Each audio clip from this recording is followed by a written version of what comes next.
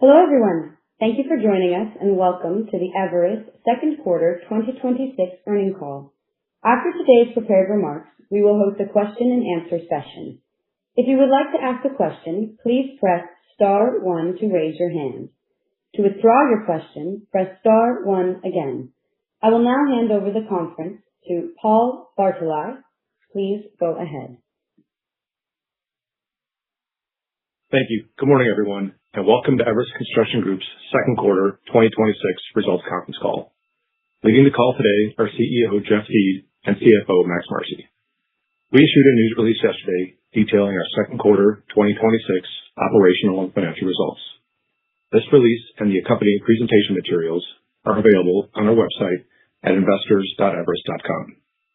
I would like to remind you that management's commentary and responses to questions on today's conference call may include forward-looking statements, which by their nature are uncertain and outside of the company's control. Although these forward-looking statements are based on management's current expectations and beliefs, actual results could differ materially. For a discussion of some of the factors that could cause actual results to differ, please refer to the Risk Factors section of our latest filings with the SEC. Additionally, please note that you can find reconciliations of historical non-GAAP financial measures in the news release issued yesterday and in the appendix of today's presentation. Today's call will begin with prepared remarks from Jeff, who will provide a review of our recent business performance and an update on the progress against our strategic priorities, followed by Max, who will provide a more detailed financial update before wrapping up with our guidance. At the conclusion of these prepared remarks, we will open the line for your questions. And with that, I'll turn the call over to Jeff. Thank you, Paul, and good morning to everyone joining us today. Our positive momentum continued during the second quarter as sustained market demand and strong project execution resulted in another quarter of record revenues, meaningful margin expansion, and robust backlog growth. We also made important progress against our key strategic priorities during the quarter. In April, we announced the acquisition of SE&M Constructors, and the integration is progressing as planned. We followed this transaction up with the announcement this past Friday that we expect to acquire Epsilon Industries, a leading provider of off-site modular construction solutions. We are very excited about the transaction, which we expect will provide meaningful expansion of our off-site construction capabilities. I will give more details on the transaction later in my comments. Our robust organic growth and strong project execution directly reflect the diligent efforts of our talented team across the company and our unwavering focus on our strategic priorities. Our people are what drive our business, and I am extremely proud and grateful for their hard work and dedication. Turning to our quarterly highlights, beginning with slide 4. We delivered record second quarter revenues of $1.23 billion, up 34% from the prior year, with growth across both our E&M and T&D segments and a contribution from SE&M. Once again, our strong top-line performance was complemented by another quarter of excellent execution. As a result, record second quarter EBITDA increased 53% from the prior year period, and our EBITDA margin was up 130 basis points. Our team's ability to deliver this level of strong project execution reflects their diligent use of our operational playbook. We are extremely proud of our track record of successful execution and will not get complacent. We remain focused on executing jobs safely, on time, and on budget. Our backlog at the end of the second quarter was $4.55 billion, up 53% from the same period last year, driven by continued strength in E&M. The favorable demand trends are broad-based, and we continue to benefit from positive momentum across diverse markets, with growth in nearly all submarkets sequentially. Demand for our services remains strong, as evidenced by our recent bookings. We always stay close to our customers, monitor market trends, and track project activity. We have not experienced any project cancellations or notable changes in activity with our customers or projects. We remain encouraged by what we are seeing in our markets and remain confident in the growth outlook. The potential for change in any end market is why we remain committed to our diversified growth strategy. Demand trends vary, and we diligently position ourselves to take advantage of changing market dynamics. 10 years ago, it might have been healthcare that was a key growth driver. 5 years ago, it was hospitality, and now it is data centers and other markets like semiconductor. Our focus is on making sure we have the people, capabilities, and geographic exposure to take advantage of each phase of growth. Our recent expansion into a new geography and the announced acquisitions of SE&M and Epsilon are evidence of this strategy. We will continue to evaluate new geographies and strategic acquisitions that advance our growth strategy and keep us positioned to achieve our long-term financial targets. Now I'd like to shift gears and highlight our recent progress on our key strategic initiatives. As a reminder, our value creation framework is based on targeted growth, operational excellence, and disciplined capital allocation. In terms of growth, we continue to benefit from strong end market trends, notably in the commercial and industrial markets. As I already discussed, we continue to see strong momentum across our markets. Our data center work tends to be focused on several hyperscaler customers. We continue to be very involved in long-term planning with these customers, and demand remains strong. The project in our new geography for a semiconductor customer continues to ramp as expected, and we remain encouraged by opportunities we are seeing in this market. We will continue to focus on our diversified approach to growth and believe we are very well positioned to benefit from a broad set of favorable market trends given our strong relationships, track record of execution, and our highly skilled workforce across the country. Now turning to operational excellence. Our operating results continue to benefit from efficient project execution, including the advantages of our modular construction and prefabrication services. Off-site construction has long been an operational focus for our operating companies. Off-site construction in controlled shop environments supports safer work conditions, helps us use labor and materials more efficiently, and creates more predictable project outcomes. This more predictable project planning results in strong customer relationships, which helps us grow our business. We have quarterly meetings with our modular and prefabrication teams, during which we share best practices and explore ways to increase usage of off-site construction across the organization. The expected acquisition of Epsilon will further expand our capabilities. Epsilon has more than 25 years of experience in providing off-site construction solutions across North America. They are recognized for their innovation, proprietary capabilities, and highly refined execution processes that provide consistent and efficient delivery of complex custom solutions. Epsilon offers a full range of services, including design assist, custom fabrication, and turnkey field installation that support diverse project types like data centers, advanced manufacturing, and healthcare. Epsilon has multiple strategic facilities in the U.S. and Canada, enabling nationwide distribution. In addition to integrating with our existing footprint, we expect that Epsilon's footprint will enhance growth in key geographic areas, including Florida, Texas, the Mid-Atlantic, and the Northeast. Epsilon is led by a strong leadership team with extensive technical and operational expertise and has an experienced labor force that includes more than 50 engineers and 120 skilled tradespeople. We are excited to welcome Epsilon to the Everus team and look forward to another successful integration after the transaction closes later this year. And finally, our focus on disciplined capital allocation.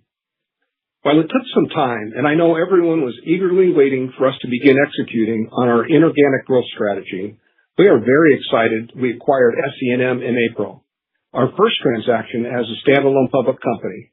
And we are thrilled with our recent announcement of the pending Epsilon acquisition. As I already mentioned, the integration of SE&M is on track, and we are already exploring expanded opportunities. They have a fantastic team, and we are grateful to have them be part of the Everus family of companies. We think both SE&M and Epsilon align with the acquisition strategy we previously described, which is to expand our geographic footprint, diversify our business, and deepen our market presence. Our net leverage is well below our 1.5 to 2 times target range, which gives us continued flexibility to execute on our growth strategy. Our acquisition pipeline remains active. In summary, we remain encouraged by the sustained market demand trends and are very proud of our continued strong execution. We are performing at a very high level across the organization, both strategically and operationally. Based on our robust first half of the year, we are pleased to be raising our 2026 guidance, which Max will discuss in more detail. We remain committed to our forever strategic priorities and are highly confident in our ability to deliver on our long-term financial goals. With that, I'll turn it over to Max. Thank you, Jeff, and good morning, everyone. I will provide additional details on the quarter, give an update on our liquidity and balance sheet, and wrap up with our updated guidance. Beginning on slide 11 of the presentation, record revenues for the second quarter were $1.23 billion, an increase of 34% compared to the same period last year. The increase was driven by growth in both our E&M and T&D segments, including contributions from the recently acquired SE&M. Excluding the contribution from SE&M, revenues were up 30% on an organic basis. Total EBITDA was $128.6 million during the second quarter, an increase of 53% from the same period in 2025, driven by solid revenue growth and continued strong project execution.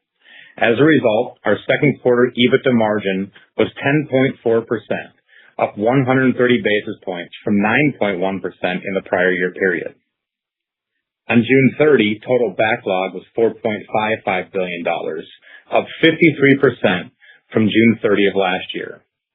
The increase was driven by strong growth in our E&M backlog, which was up 62%, reflecting organic growth across all E&M markets, as well as contributions from SE&M, which contributed roughly $100 million to backlog at quarter end. Now turning to segment results. Let's first look at E&M, where our second quarter revenues increased 42% to $1.01 billion. The increase was driven primarily by growth in our commercial and industrial end markets, as well as the addition of SE&M. Excluding SE&M, our E&M revenue was up 37% organically. Our E&M EBITDA was $109.3 million in the second quarter, an increase of 72% compared to second quarter of 2025. The increase was driven by our strong revenue growth and higher gross margin due to project timing and strong project execution. As a result, our E&M segment EBITDA margin was 10.8%, up 190 basis points compared to 8.9% in the second quarter of 2025. Our second quarter T&D revenues were $227.5 million, up 7.1% from second quarter of last year, driven by growth in our utility end market. T&D segment EBITDA was $32.8 million in the second quarter, up 7.9% from the prior year period due to the higher revenues. As a result, T&D segment EBITDA margin was 14.4% during the second quarter, compared to 14.3% in the same period last year. Turning to our balance sheet and liquidity. As of June 30, we had $157 million of unrestricted cash and cash equivalents, $278 million of gross debt, and $223 million available under the credit facility. Our net debt increased sequentially, reflecting the acquisition of SE&M, partially offset by our strong operating results. Net leverage, defined as net debt to trailing 12-month EBITDA, was 0.3 times as of June 30, well below our 1.5 to 2 times targeted range, providing ample flexibility to continue investing in our strategic growth initiatives. Operating cash flows were $196.8 million for the first 6 months of 2026, compared to $32.5 million in the same period last year, due to the strong operating results and favorable working capital timing. CapEx was $35.6 million for the first 6 months of 2026, up modestly from $31.6 million in the prior year period.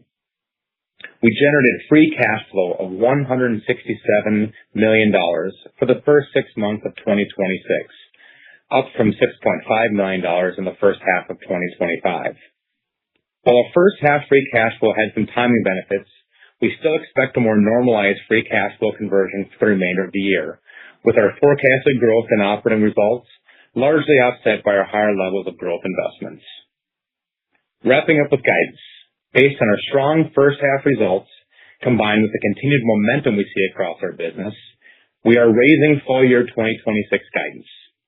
We are now forecasting revenues in the range of $4.5 to $4.7 billion and EBITDA in the range of $410 to $425 million. Our guidance does not include any contribution from the Epsilon acquisition, which we expect to close later this year.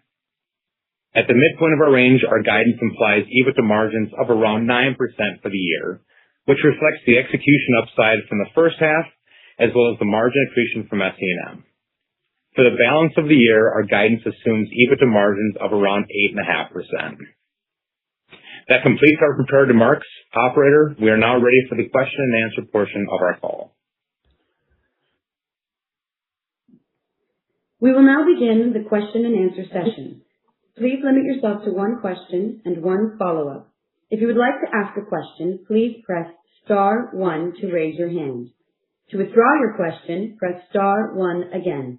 We ask that you pick up your handset when asking a question to allow for optimum sound quality. If you are muted locally, please remember to unmute your device.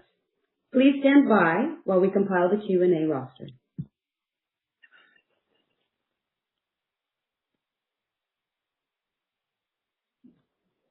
Your first question from the line of Brent Thielman with Oppenheimer.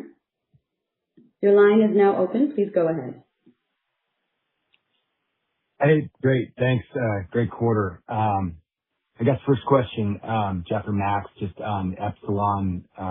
Could you just talk about whether there's a previous relationship there, maybe the synergies you foresee with the transaction with your existing operations, whether that's sort of integration with your field services people or sort of new customer opportunities? Thanks for the question, Brent. We're really excited about Epsilon. They are an excellent outside construction business, and they have a very well-known customer list, and it's grown primarily in the mechanical space. They're going to provide access for us in new geographies through their modular solutions, and there's also going to be potential to add satellite locations to support their business.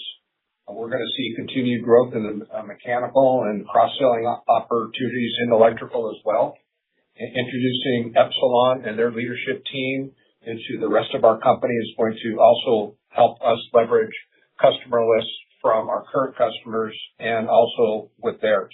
So we see this as a great opportunity for collaboration and to be able to leverage what they do, also coupling that with what Everus consistently has done to be able to build upon our modular expertise. Okay, great. And I guess my follow-on is just on the solid E&M margin performance. I know there's a portion of the business that you approach more on a cost-plus basis, but Jeff, what specifically is driving the higher margins here? Is it more effective leverage of your workforce? Is it performance bonuses? Anything else that you can kind of talk through as we think about kind of margin performance going forward for that segment? Yes, we're always striving to be able to have margin uplift, and our goal, of course, is a 20 to 30 basis points growth margin expansion. We attribute our margin results to planning the work, making sure we have good deals up front, contract reviews, good estimates, all of these processes that we put in place in what we call a repeatable playbook. Then the execution safely and productively and building those relationships with the customers really helps us get that repeat business work on similar type projects and improve those margins. And then when you think about the available labor and making sure that we're emphasizing access to labor, training our people, providing the tools and equipment and information they need, that all contributes to the margin performance that we've had for the first half of the year. Okay, great. Thank you. Thank you. Your next question is from Manish Somaiya with Cantor Fitzgerald. Your line is now open. Please go ahead. Thank you so much. Good morning, gentlemen, and congratulations on a strong quarter as well as the acquisitions so far this year. I had a question, Jeff, Max, specifically on the backlog conversion, the $4.5 billion of backlog. How should we think about the conversion of that in second half 26, 27, and how should we think about the margins in that backlog? If you can just give us some sense of how we should think about those things. Yeah, great question, Manish. When we look at our backlog and how much burns off in 12 months, and we look at it at least every quarter, and we're still about that 80% range of backlog that burns off in 12 months. And, we look at the work that we're getting, and the margins are comparable in what we've seen over prior periods. So we'll again focus on our execution to be able to take those backlog numbers and improve upon what we have when we start these projects. And Jeff, on that, have you talked about the data center concentration within E&M backlog? Maybe if you can just kind of give us some sense as to how diversified the backlog is across customers, geography. Sure. Data centers, as we've said before in previous quarters, and it still is the case. It's the largest part of our backlog, and we're executing and we're doing a great job with data centers. Our goal is to become indispensable to our customers. We do look at customer concentration, but when we look at our largest customer, we're serving them in multiple regions. So we want to make sure that we're still getting the work, negotiating or semi-negotiating the work, and serving our current customers, but expanding our customer base. When I look at our backlog, sequentially, we have increased the backlog in almost every single one of our end markets, which is exciting to me because we talk about diversification, looking at where the best markets are, but also the industrial, the institutional, renewables, our service work, and of course our utility work. All we have seen sequential increases in our backlog. Yeah, I would just add also that the majority of the sequential backlog increase was not in the commercial market. Good point. So I guess, Jeff and Max, just based on everything that you just said, when I look at the long-term expectations that you have on slide 9, organic revenue growth of 5 to 7, EBITDA CAGR 7 to 9, it just looks way too conservative, based on, what we're discussing today. I guess, how do you think about potentially revising those or, making it a little bit more in line with the outlook? We're experiencing tremendous opportunities in the markets today. When we set our long-term growth targets, that's what they are, is long-term growth targets. We're going to look at those again. Meanwhile, we're going to try to capitalize on the great market conditions we have with our very strategic approach to focus on diversification and execution. Yeah, that's right, Manish. These are long-term targets, right? This can be a cyclical market, and we're looking at, what we can deliver over the long term here. The way we address it in the short term is we provide you kind of annual guidance from where we think the business can do on an annual basis. But then, from a long-term perspective, some years will be higher, some years will be lower. And in the last couple of years, we've only been public for 6 quarters, right? So I think we're delivering in the short term above that right now. But I think over the long term, that's still our targeting framework. And just Max on that, is when you say long term, is it 3 years? Is it 5 years? I mean, how are you defining long term? Yeah, well, it's definitely more than 3 years, right? I mean, it's more of a cycle, right? So it's probably more than 5 years. Okay. Thank you. Thanks, guys. Your next question comes from Brian Brophy with Stifel. Please go ahead. Your line is open. Yeah, thanks. Good morning, everybody. Congrats on the great quarter. Nice execution, obviously, here in the first half. Curious the level of visibility you have into healthy project execution in the back half at this point. Thanks.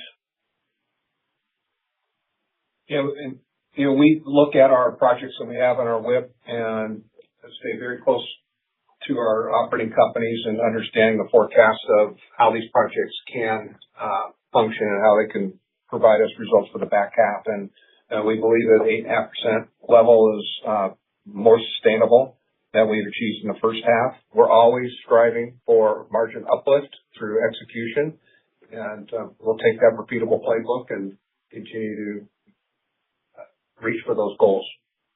Yeah, and Brian, we did take up the margin percentage guidance in the back half of the year slightly, and that's reflective of visibility we have to project execution.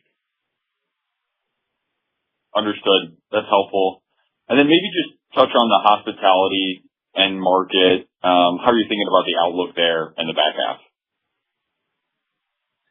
We've got 4 great companies in Las Vegas, and that's primarily where our hospitality work is. And we're involved in a lot of the large projects that are occurring in Las Vegas. We're very well positioned to be able to get future work.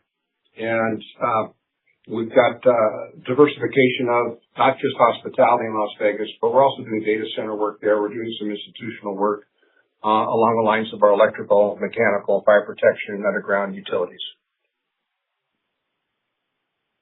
Appreciate it. I'll pass it on. Your next question comes from the line of Joseph Osha with Guggenheim Securities. Your line is now open. Please go ahead. Hey, good morning, guys. Thanks for taking my questions. There's 2. First, I'm wondering if you can talk a little bit about the semiconductor end market. It seems like your skill set is well suited to fab construction. And then the second question I have, we've talked a lot about acquisitions on the E&M side. What opportunities are there, if any, for inorganic growth on the T&D side? Thank you. Hey, super. Yeah, the semiconductor market is a market we've participated in for 30 plus years. Today, we are serving more customers in more geographies, and we've talked about our additional location satellite office that we have in the Mountain States. That project is ramping. It's going to provide some contribution this year and even through next year. So very pleased with our outlook on semi-fab, and we're well positioned to continue having that contribute to our success.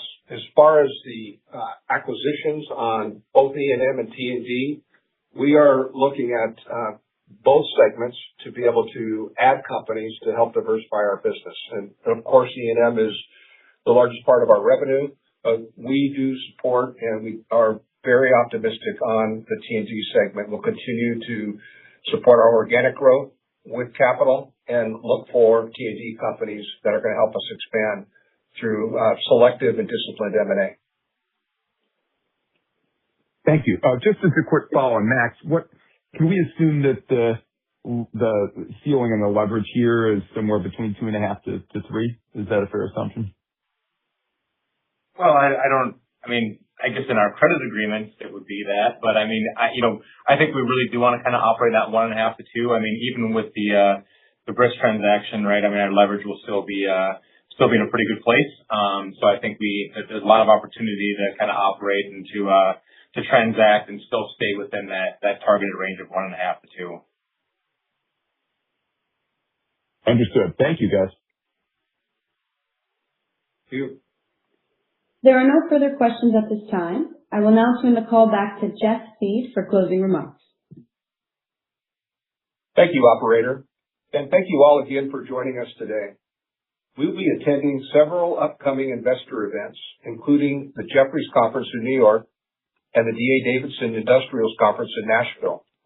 If we are not able to connect during the next few months, we look forward to speaking with you on our next quarterly earnings call. Thank you for your time and your interest in Everus. This concludes today's call. This concludes today's call. Thank you for attending. You may now disconnect.